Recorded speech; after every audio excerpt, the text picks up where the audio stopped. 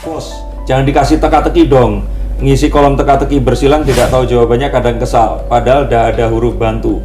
Masih susah, apalagi ini hanya info soal. Atau cepat-cepat diumumkan sama pihak kepolisian. Karena terlalu lama nih, 3 bulanan.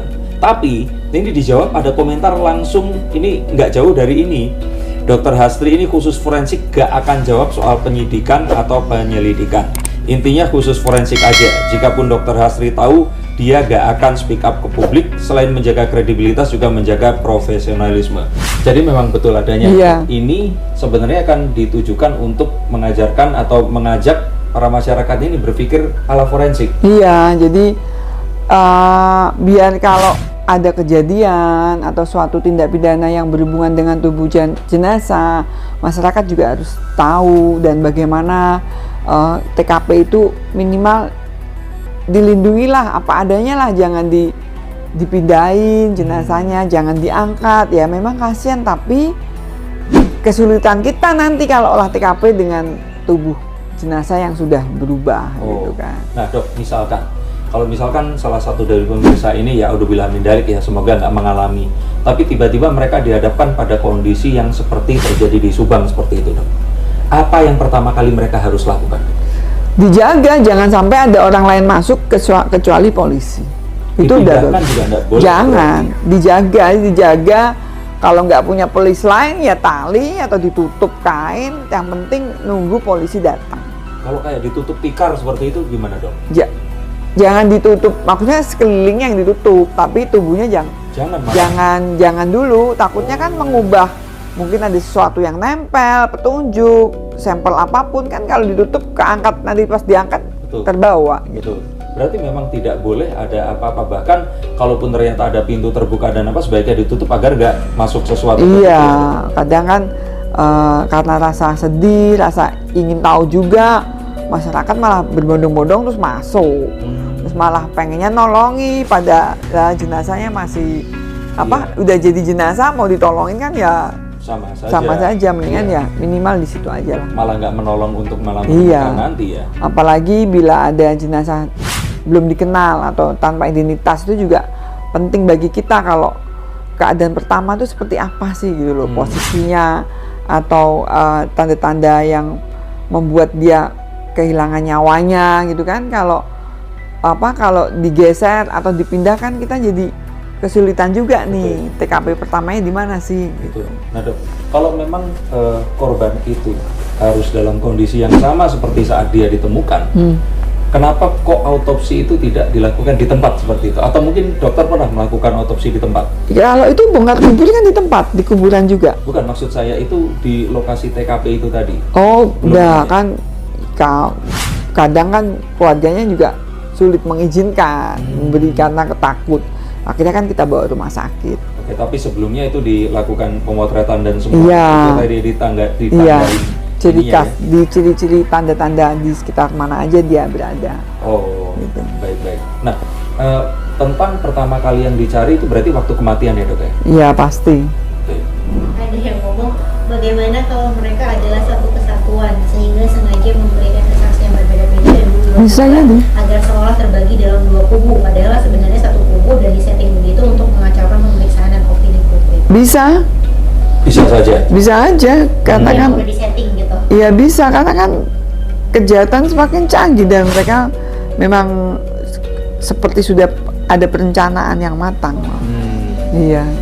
Oke, nah dok, kalau dari kasus yang mungkin hampir sama, kalau sampai melibatkan banyak orang dok, artinya ini kan akan sulit permasalahannya itu tentang pribadi, karena kan jarang sekali satu orang itu memiliki satu permasalahan pribadi yang sama dengan orang yang sama gitu loh. Maksudnya misalkan kalau orang nih nggak suka sama saya, ada 5 orang, kan nggak sukanya beda-beda dok. Iya. Ataukah ada motif yang lain mungkin terjadi? Bisa misalkan jadi seperti uang atau faktor ekonomi gitu? Iya, uang, ekonomi. Mungkin dari 2 jenazah sebenarnya hanya 1, tapi yang 1 kenapa ikut meninggal padahal bukan TO-nya kan? Iya. Ya mungkin waktu itu dia melihat atau pelakunya pengen menghilangkan jejak sekaligus biar nggak dikenal kan seperti itu. Tapi seperti itu sering terjadi, pembunuhan yang tidak direncanakan, Iya. terus tiba-tiba harus dilakukan karena identitasnya ya untuk melindungi identitas pelaku. Iya. Dok, itu kan seperti kita kemarin ya apa ya kalau istilahnya menduga pelakunya ini lebih dari satu orang. Nah kalau seandainya mengeksekusi seorang wanita, terus dia juga targetnya tadinya kan kita berpikir itu ya cuman tuti, terus kemudian Amel ini jadi tahu, terus melakukan ya takut ketahuan, ini perkiraan saya ya, Dok, Iya. ya. Akhirnya dia dilenyapkan juga di situ. Maksudnya kalau memang satu orang, biasanya memang pembunuhan berencana itu dilakukan tidak sendirian atau berdua ya Dok? Sampai banyak orang. Iya seperti sih, itu. dari teorinya juga biasanya berencana tuh ya lebih dari satu. Tapi kalau lihat jenazah 2 atau 3 itu kita ya bukan kita, saya yang sering hadapi kasus itu biasanya lebih dari satu. Karena kan korban itu pasti melakukan perlawanan gitu. Kalau sendiri kan nggak mungkin dia terus menyelesaikan terus membawa korban kemana gitu, minimal tuh ada yang bantu. Oh, nah kalau dalam kasus Subang ini Dok, itu lebih banyak sesuatu yang sifatnya tidak sengaja atau memang rencananya berjalan mulus seperti apa adanya kalau yang dokter lihat? Nanti aja jawabnya. Nanti aja, pertanyaannya begitu. Saya bisa, soalnya ada hubungan sama mimpi. Oh baik, boleh. Nanti kita akan lihat. Dan kalaupun melakukan hal seperti itu Dok, itu memang sama seperti kemarin ya, untuk memprofile ya Dok ya berarti? Iya. Berarti itu untuk memperkuat alat bukti yang Alat sudah bukti ada. supaya secara ilmiah lebih kuat gitu loh. Kalau ada DNA, ada tes kebohongan, ada tulisan semua, terus nanti waktu saya sebut ada orang merokok tuh pasti berbeda-beda itu kan. Iya. Pertama dari mereknya, dari cara pegangnya, dari sisa rokoknya juga kan berbeda. Itu juga kita lihat dan kita profil semua. Walaupun apapun yang tadi dia lakukan ini kan sesuatu yang sifatnya dinilai setelah terjadinya satu tindakan kejahatan ini. Iya. Tapi tetap itu akan kita simpulkan sebagai sebuah pola yang mungkin saja diulang dari satu hal yang sudah ada di masa lalu ya. Iya, jadi kan kita amati waktu dia ditanya-tanya kasih rokok bagaimana itu kan kita analisa terus gitu. Berarti kalau seandainya orangnya itu pandai untuk menghilangkan profil ya dia akan memerankan sesuatu yang berbeda ya, tapi ibaratnya kebiasaan tuh kayaknya susah. Betul. Tak diduga. Betul. Dan penyidik pasti lebih jago kan di situ. Iya, kebiasaannya seperti itu ya. Udah langsung mengerucut dan ada bukti, ada ininya, rekamannya, terus dibandingkan nanti dia nggak bisa mengelak lagi kan pasti dimasukkan di berita acara. Betul. Pembersihan kamar mandi yang dilakukan Danu atas suruhan Banpo adalah usaha untuk menghilangkan DNA para pembantai. Mengapa Danu yang disuruh? Karena ada pemikiran untuk mengorbankan Danu. Kesimpulan yang menyuruh Danu harus ditangkap siapa yang menyuruh Banpo, karena kunci pelaku di tangan Banpo. Ya nanti pasti ditindaklanjuti.